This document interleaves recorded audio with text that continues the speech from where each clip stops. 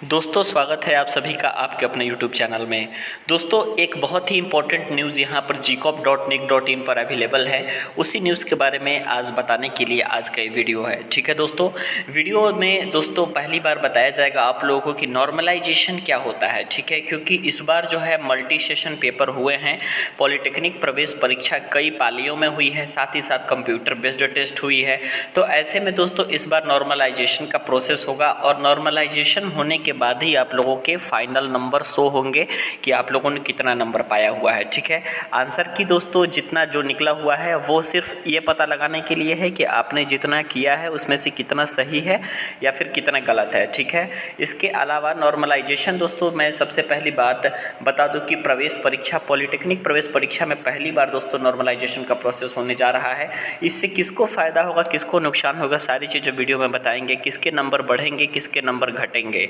तो ऐसे में अभी तक जिन भी स्टूडेंट का 250 या 300 नंबर वो लोग बता रहे थे कि मेरा आया हुआ है, या फिर कुछ ऐसे स्टूडेंट तो वो 100 से कम भी नंबर अपना बता रहे थे, तो उन लोगों को बहुत ज़्यादा खुश होने की ज़रूरत नहीं है। नॉर्मलाइजेशन की प्रोसेस को पहले समझना है कि नॉर्मलाइजेशन में किसके नंबर बढ़ते हैं, किसके नंबर घटते हैं। हो सकता है कि 280 नंबर पाने वाला स्टूडेंट भी 230 पा ले और 160 नंबर पाने वाला स्टूडेंट भी 220 पाए।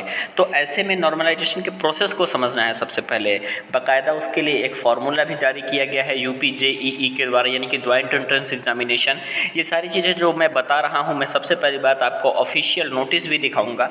ऑफिशियल नोटिस दिखाने के पहले मैं आपको ये देखिए दोस्तों, ये ऑफिशियल नोटिस है आप लोग का gcop.nic.in पे अवेलेबल हो जाएगा 2021 एग्जामिनेशन में। ठीक है, लेकिन सबसे पहली बात मैं आपको बता दूँ कि नॉर्मलाइजेशन क्या होता है, क्यों हुआ है नॉर्मलाइजेशन इस बार।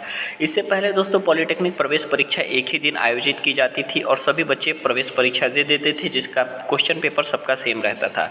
तो जैसे कि दोस्तों सबका क्वेश्चन पेपर सेम रहेगा तो सभी विद्यार्थी एक ही प्रश्न को हल करेंगे, तो ऐसे में नॉर्मलाइजेशन की कोई ज़रूरत नहीं होती है, नॉर्मल कट ऑफ से काम चल जाता है। ठीक है, लेकिन दोस्तों जब 2 या 2 से अधिक पालियों में परीक्षा होती है और प्रश्न पत्र अलग अलग होते हैं, तो हो सकता है दोस्तों किसी के शिफ्ट में मैथ आसान आया हो, तो किसी के शिफ्ट में फिजिक्स कठिन आया हो, तो किसी के शिफ्ट में केमिस्ट्री आसान आ गई हो, तो मैथ कठिन आया हो। तो इस तरीके से अलग अलग शिफ्ट में अलग अलग चीज़ें आसान भी आती हैं और कठिन भी आती हैं। तो इन्हीं चीज़ों को कंट्रोल करने के लिए हमारे पास नॉर्मलाइजेशन का ऑप्शन होता है। तो एक मैं सबसे पहली बात, ये जो मैं नोटिस आपके स्क्रीन पर दिखा रहा हूँ दोस्तों, ये नोटिस आप लोगों को upjeE.nic.in पे भी अवेलेबल हो जाएगा। और यहाँ पर ये लिखा हुआ है in UP JEE 2021 examination some paper may be conducted in multi session, hence for this paper a suitable normalisation is applied to take into account any variation in the difficulty level of the question paper across the different session. यहाँ पे मैं आपको बता दूँ, सारी चीज़ों को छोड़ करके मैं सबका मतलब तो आपको बता दूंगा, साथ ही साथ आपको ये बता दूं कि ये आपका जो यहाँ पे आप देख रहे हैं ये आपका फॉर्मूला है। ठीक है, इसी फॉर्मूला के अकॉर्डिंग आप लोगों की नॉर्मलाइजेशन होनी है।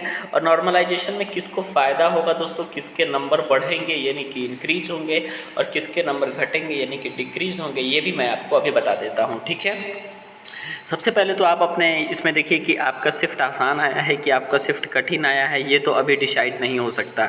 लेकिन मैं एक चीज़ डिसाइड हो सकती है कि आपने क्वेश्चन कितना सही किया है, कितना क्वेश्चन आपने गलत किया है। ये चीज़ें तो डिसाइड हो सकती हैं क्योंकि आंसर की के माध्यम से आपने ये सारी चीज़ें देख लिया है। ठीक है, तो मैं सबसे पहले बता दूँ आपको कि जो भी स्टूडेंट गलती कम किया रहेगा, यानी कि जिसकी गलती कम रहेगी, यानी कि उसका 1/4 जो माइनस मार्किंग है वो कम रहेगा, यानी कि 10 या 15 नंबर से भी 10 नंबर से कम रहता है, 4 कट नंबर कटते हैं या 12 नंबर कटते हैं, जो भी कटते हैं मतलब 10 से कम ही रहता है, तो उनको फ़ायदा होने वाला है। ठीक है, यानी कि फाइनली मेरे कहने का मतलब ये है दोस्तों कि ऐसे स्टूडेंट जिन्होंने गलतियां कम की है, सही का मैं नहीं बात कर रहा हूँ क्योंकि सही चीज़ें निर्धारित नहीं करेंगे, जो सही है वो तो आपका ओरिजिनल सही है, उसमें कोई फ़र्क नहीं है।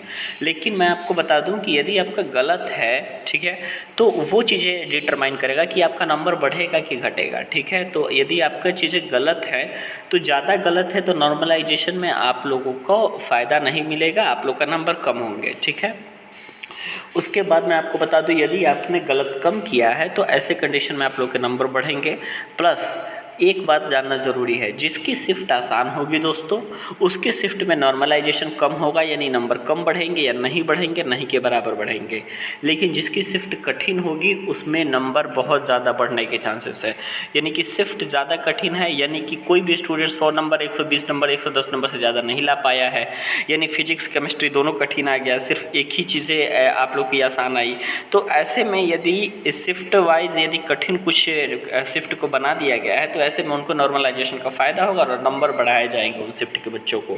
लेकिन ध्यान रहे कि जिनका शिफ्ट आसान है उनके में बिल्कुल भी ये कोताही नहीं बरती जाएगी और नंबर बढ़ेंगे नहीं, अपितु आपके नंबर कम भी हो सकते हैं। ठीक है, तो इस ऐसे में ध्यान रखना है। 14 तारीख को इंतज़ार करिए, नॉर्मलाइज्ड मार्क्स शो होगा ऑलरेडी आप लोगों का इस बार, यानी कि ओरिजिनल रिजल्ट के साथ, ओरिजिनल नंबर के साथ साथ नॉर्मलाइज्ड मार्क, फाइनल मार्क, ये सारी चीज़ें आप लोग को 14 तारीख को शो हो जाएंगी और 15 तारीख को आपसे काउंसलिंग स्टार्ट हो जाएगा।